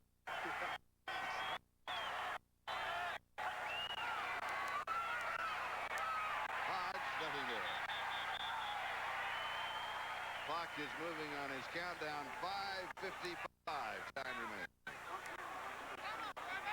Now it'll be Gary Anderson's turn to try the field goal right around shortstop. So between second and third base. Timeout. San Diego, number 2. San Diego takes their timeout. They stop the clock again. 5:50. Time remaining. Tonight, it's an all-new Secret Service based on the actual cases. An undercover agent is tempted by the woman he's trying to bust in on an all-new eyewitness video. See incredible footage of a woman who survived a whale attack. Followed by an NBC world premiere movie starring Kathy Ireland, Danger Island, tonight on NBC. So the Secret Service eyewitness video, that's for the whale attack. And that just sounds funny. It's a whale attack. It's a whale attack. A shark attack I could understand. A minnow with a whale attack? Yeah, see, that's kind of like, I gotta watch you know, people who are listening to this connote Shamu, somehow having Shamu attack somebody. Just doesn't go together.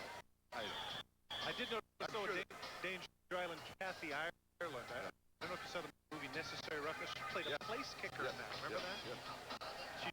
She exhibited outstanding form. And she kicked pretty well, too. But the whale was 42 yards away. And he's gone. A penalty flag is down. Now, the referee has signaled that the ball did go through the upright. What happens here in the middle of the field sometimes is that they have defensive holding where the guy will pull an offensive guard aside for the defender to cut inside it. Maybe that's what the official saw here.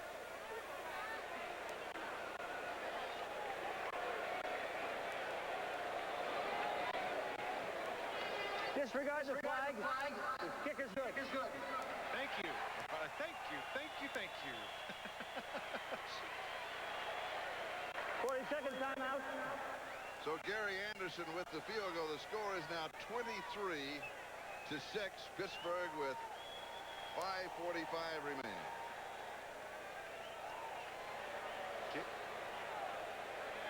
Actually, a pretty big milestone there for Gary Anderson. 18th on the NFL career scoring list. Those of you who are Ram fans remember the kicker Bruce Gossett, who he just passed. Gary Anderson also 3rd on the all-time list in accuracy for a place kicker, behind current kickers Nick Lowry of the Kansas City Chiefs and Morton Anderson of the New Orleans Saints. He still didn't have an explanation for me as to why his kickoffs were so much farther this year. Meet the Charger girls Sunday, October You talked to his wife last week. What did she say? The reason for the distance? Yeah. Because they've been running 5Ks. They've been running 5-kilometer outings or races. And seriously? Yeah. And she said that's what has strengthened the leg, is that they've been running a lot more. She runs in the races. He now has worked out, joined her in the workouts, and has been running in the races with her. Yeah. Yeah, you must have taken a break. I mentioned that on last week's telecast. Well, no, I remember that. It's hard for me to correlate long distance along with kicking. I mean, well, it's that strength of leg. Explain that to me. Strength of leg. I see. All right. Whatever you say. Here's Ronnie Harmon on the return. Pretty good return. Out to the 39-yard line. Kirkler and Griffin on the tackle for the Steelers. Not only have the Steelers not allowed a score in the second half, they have not allowed a touchdown in this ballgame. Only a pair of field goals by San Diego. 5 Ks. Maybe it's just the physiologist in me. I'm trying to see the relationship between that and kicking. I mean, don't you, when you run distance, don't your legs get tired? No. You don't? I feel so good. Oh, man, you know what? I don't run distances. I run to the refrigerator. I was going to say, your idea of a 16-ounce curl is what you do. That's right. Okay, I get it. All right, here's Humphries. Underneath the coverage, pass is complete to Rod Bernstein. 47-yard line, gain of 8. It's going to be second down and 2. Again, what you do with adverse situations, this is certainly a chance for Stan Humphries to run the 2-minute drill to see what he can do in this situation, which really isn't exactly pressure-packed, given the score. Gerald Williams.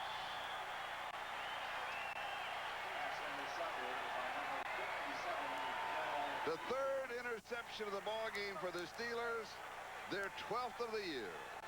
And once again, the concept of better being lucky than good. He's actually in on the rush, but he doesn't get there soon enough. So what happens? He's too far downfield, throws off the blocker, and look what I got. Right to it. Yeah. Sometimes when you get a bad pass rush, you luck out and get an interception. And it certainly seems like, as far as turnovers are concerned, at the risk of being redundant, all are going the way of the black and gold. So Pittsburgh now at the San Diego 44-yard line, first down. 4 of the NFL's top interceptors are Steelers. And here is Barry Foster to the 40-yard line. It'll be second down and 6 as George Thornton makes the tackle. Those who follow football closely remember 12 years ago the cry that Joe Green had up after the 79 season, going for the 5th championship, called One for the Thumb. Now here we are 12 years later, and if the game follows after 3-0, who knows? Maybe they'll begin the chant again. That's too early, isn't it? A little early. Little early. For San Diego, they're looking at a start of 0-3. The Steelers at a 3-0 start. The surprise team in the National Football League, and they'll be at Green Bay next week.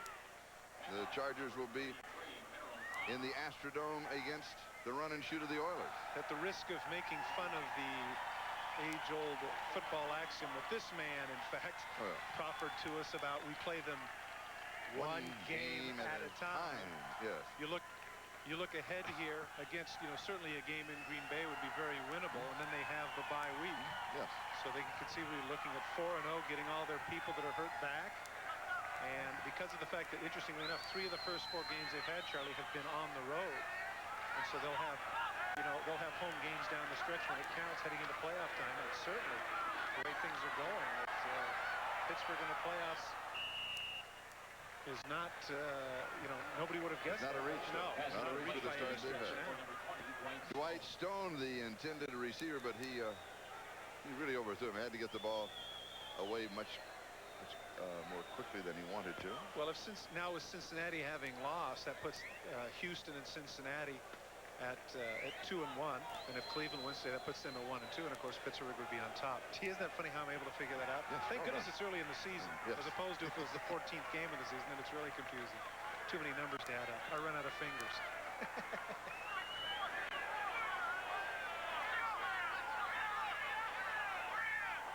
Gil Bird is the return man. Mark Royals kicking. Trying to hang it straight up. Gil stays away from him. He'll be down at around the 12-yard line. Warren Williams. Warren Williams with his Charles Barkley impersonation with the power rebound. Now, you were mentioning about scores. Let's take a look at the complete 10-minute ticker. All of the scores in the National Football League today. Philadelphia shutting out Denver. 49ers winning in New York. Houston in overtime over the Chiefs. Good ball game. That makes the Jets 0-3 now. Green Bay by 1. Tampa Bay with their loss. That's their first loss, right? 2-1, right? New Orleans by 3. Seattle wins. Humphreys is sacked. Cleveland way out in front of the Raiders now. Washington edging Detroit. Dallas leading Phoenix by 11 in the 4th. Rams continue to struggle. And here the score is Pittsburgh 23 and San Diego 6. And we're moving on the 3-minute mark of time remaining. And here is Ronnie Harmon, and he will go out around the 11-yard line. Richard Shelton is the man who bumped him out.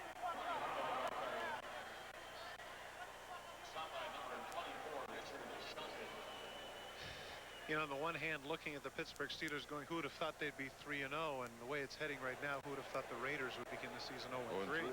Yes. That's why they play the games on the field. On the field, and not on paper, you're right. Third down and 11.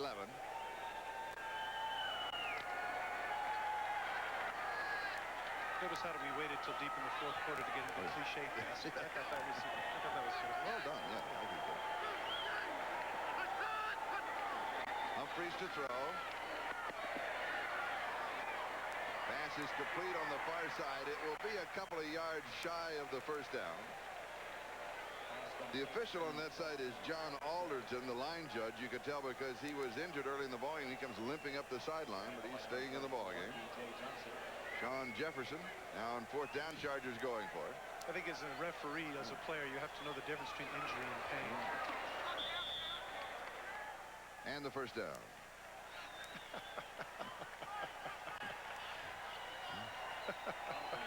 I don't know what you're giggling at, but... I'm giggling at myself. Oh, okay, I'm just entertaining myself. Did you tell yourself a story and you liked it? Yeah. Okay. First down, San Diego. Humphreys to throw again. Tipped incomplete. Knocked away. Good defensive play by Brian Hinkle. Harmon, the intended receiver. 2:15 left in the ballgame. Do you see any bright spots for San Diego today? Well, if you'd have asked me a half ago, I would have said yes. But again, give the Pittsburgh Steelers defense credit in particular. Now 3rd straight game that they've, assuming that nothing happens dramatic in the last 2:15, that they've shut out these teams in the second half. And a lot of that you might want to give credit to their conditioning. You know, because as you mentioned, 100 degrees on the field. You know, kind of a tough gig, but the defense has been tough. Second down and 10. Humphreys goes deep, single coverage, and it is incomplete. DJ Johnson going for the interception. Robert Claiborne, the intended receiver. You mentioned earlier the mentality, Charlie, about having this be a business trip. You can really see that in the Pittsburgh defense. There are no frills bunch. You don't see a lot of double backflips and high fives and dances. He's cleaning up the field. Do not litter. He's versatile. Yes. But I mean, his attitude where that's concerned is very positive, because another point that he made to us last night is he said, when we win, let's not get too high. When we lose, let's not get too depressed. 16 weeks, it's a long ways to go. It's a marathon, not a sprint. Jefferson hits, spins away, still on his feet. He goes to the 45-yard line. Sean Jefferson. Actually, Richard Shelton did the right thing. What he was trying to do, of course, was to prevent him from going out of bounds, but he didn't wrap up and enabled him to get the first down. 2-minute warning. We'll step aside for a moment. 23-6 Pittsburgh. Mitsubishi believes that a luxury car should offer something beyond the usual luxuries. It may be extraordinary power and control, a consummate blend of comfort and performance, or a state-of-the-art four-wheel drive system. The 3000 GT, the Diamante, the Montero. Lease the luxury car of your choice. Only $399 a month for 36 months. Mitsubishi, the word is getting around.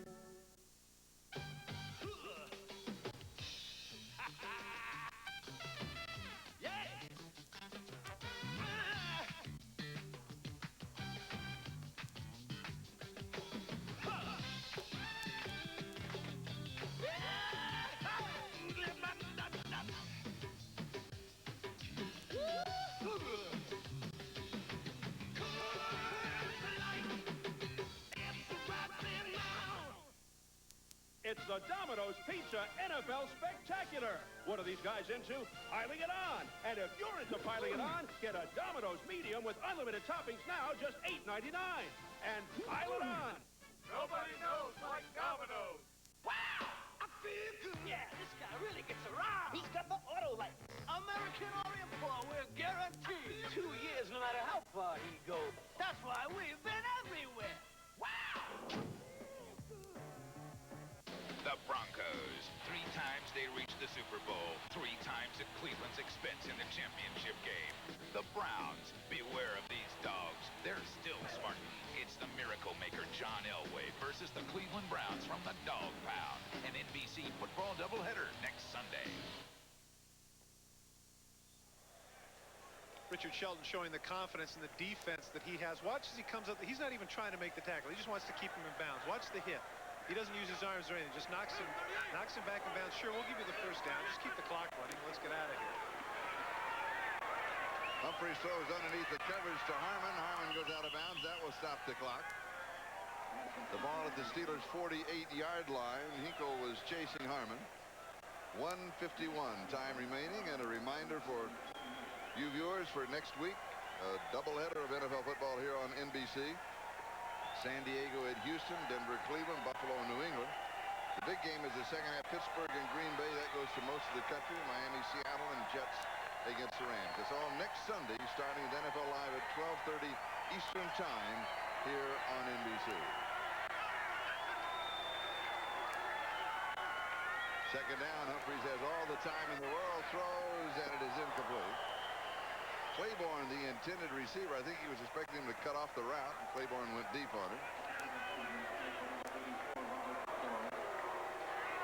And it's going to be third down. Secondary coverage by the Steelers has been outstanding throughout the first 3 weeks of the season. There you can see Dick LeBeau. You know, I asked him last night. It was funny because as we did the standard broadcaster coach questions, I sort of regressed a little bit into the past to ask him about his own playing days. Oh, yeah. You know, he's in the top 5 in career interceptions. I'm pretty sure it's the top 5. Might even be the top 10. He's tied for 5th. He's tied for 5th. Okay, 5th, right. Okay, and I said, you know, are you upset with the fact that you never got your due as a player? And he said, well, I played next to Night Train Lane and I played next to Lem Barney. Bernstein, the intended receiver. It is broken up by Richard Shelton. And so as a result, his point was that they threw against those guys. That gave me plenty of opportunity to get interceptions. I think he's being unduly modest. Oh, he was one of the great ones. It'll be fourth down.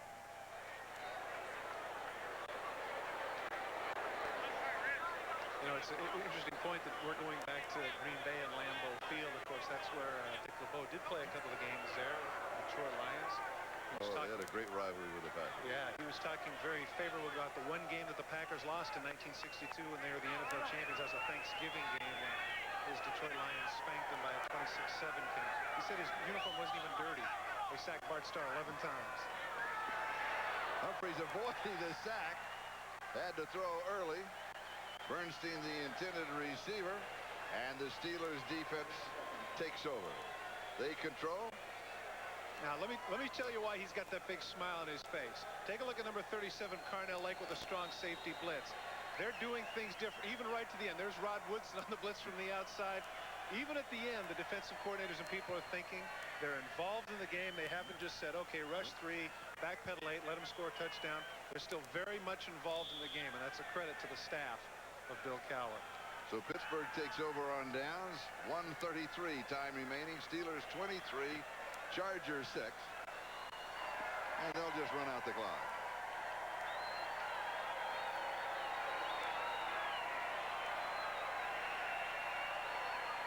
I'm reminded of practice on Saturday a week ago in Pittsburgh.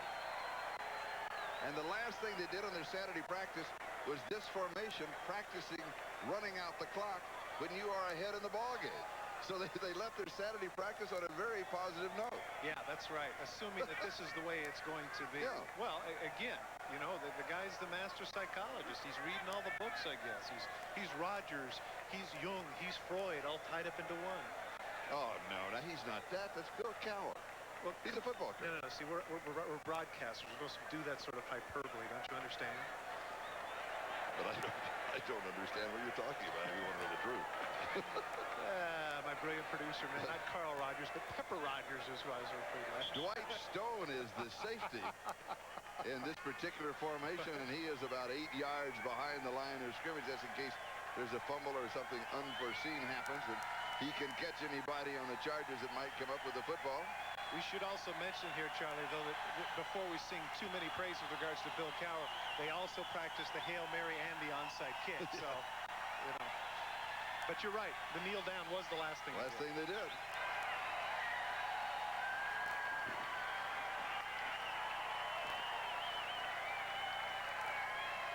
Game clock and play clock are exactly the same. So, if he doesn't feel like doing it, he doesn't have to. This will make it official. The Steelers win 23-6. Pittsburgh. Their record is 3-0, and they go to Green Bay next week. What a great start, and we'll be back in San Diego in just a moment. Please drive very carefully on your way home. Good night. Radio Shack is America's #1 electronics store. And with more than 80 antennas and hundreds of accessories, Radio Shack is America's #1 antenna store, too. When you buy a Super Color Special TV antenna, Radio Shack has everything you need to make installation easy. Super Color's advanced technology gives you the clearest picture and sound possible. Hey, great picture, huh, Howie? What? Oh. 2 great antenna values starting at only $24.88, just in time for football. Nobody compares to Radio Shack, America's technology store. The final score, once again, the Pittsburgh Steelers 23, the San Diego Chargers 6. San Diego is now 0-3.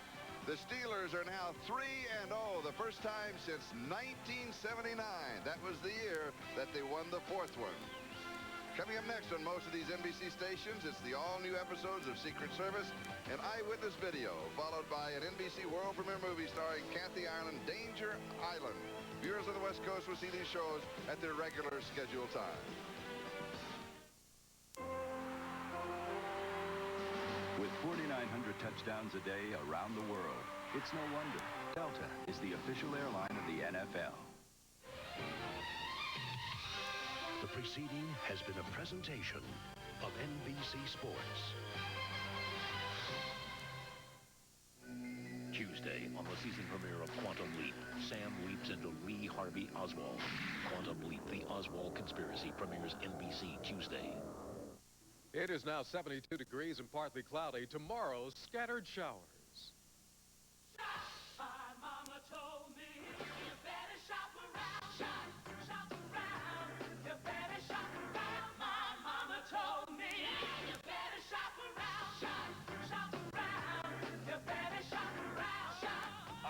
The shopping center 9 out of 10 people use.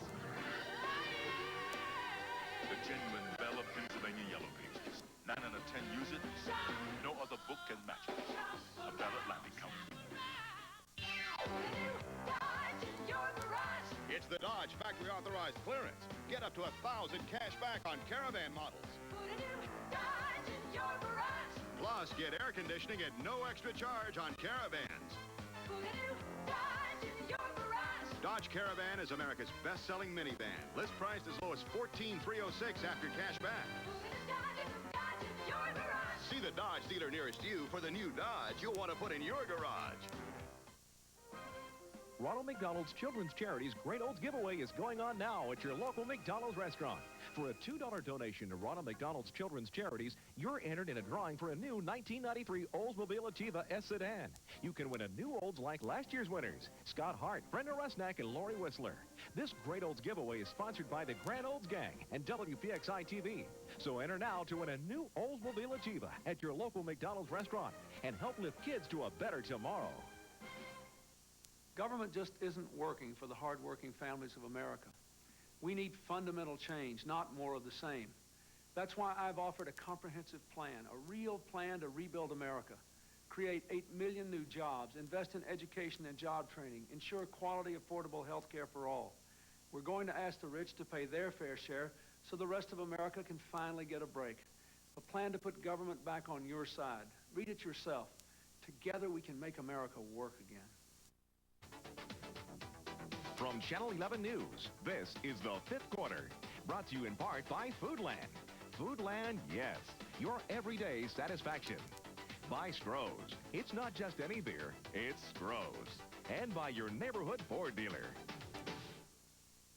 Good evening, everybody. I'm Derek Gunn, and welcome to the Fifth Quarter. Mark Malone and Sam Nover are waiting in the wings to provide some insights on today's game, a game that saw Bill Cowher and his Steelers go to 3-0 on the year, the first time this happened to the Steelers since 1979, as they jolted the Chargers out in San Diego this afternoon in the game you just saw right here on Channel 11. Let's get to the action. A rather dull first half, to say the least. The Chargers' first drive of the day entailed 13 plays and consumed 8 minutes. It ends with John Carney booting a 24-yard field goal, then a San Diego +3. Moving to the second, Neil O'Donnell took the Steelers 80 yards, the final play of that march. O'Donnell hit an Adrian Cooper, 24 yards on the touchdown, 7-3 Steelers. Late in the half, Chargers QB Stan Humphries got this pass off, but he paid the price.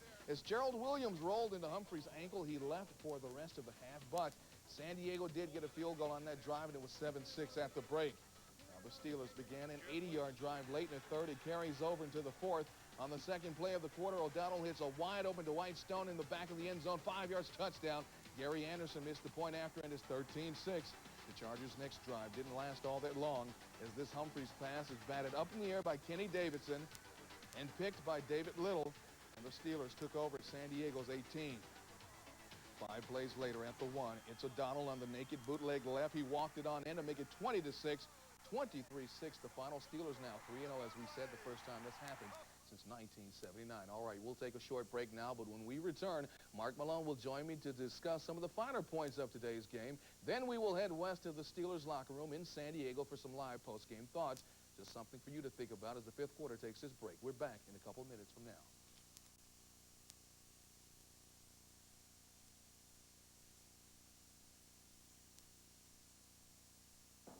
They claim Nabisco Premium Saltines for $1.95 is a smart buy. At Foodland, it's 69 cents with coupon. And they claim Ultra Surf for $3.59 is a smart buy. At Foodland, it's only $2.99. And they claim 8 o'clock bean coffee for $4.79 is a smart buy. At Foodland, it's only $3.99. Now, when you really do make the comparison, you'll find that smart buys are a little bit slippery.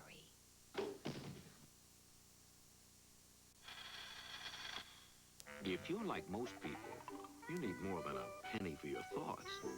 Because the things you think about cost a whole lot more. And you know if you had the money, you could really make something out of it. Well, now you can get the money for the things you want from Integra Bank. Because Integra Bank has the loans you need for times like these. To coin a phrase. Ford's One Price program makes buying a new 93 Escort easy because the 3-door, 4-door, 5-door, and wagon with air, AM/FM stereo, and more are all just one low price. There's no haggling or hassle. You just decide on your favorite. And that's so easy, even a child could do it. Good choice, Bob. One Price Escort is a whole new way to buy. Choose 3-door, 4-door, 5-door, or wagon, all popularly equipped and all just $10,499 at your neighborhood Ford dealer. Give me the gun.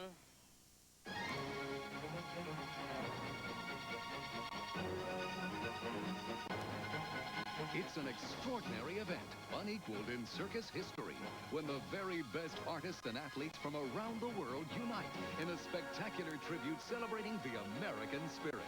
At Ringling Brothers and Barnum and Bailey Circus, it's the experience of a lifetime, and the memory will last forever. Tickets on sale now at the Civic Arena box office at all choice seat outlets.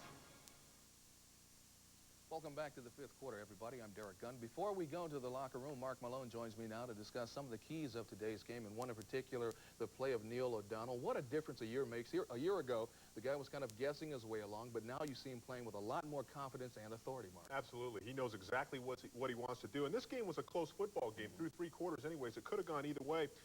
Yeah, there were some turnovers.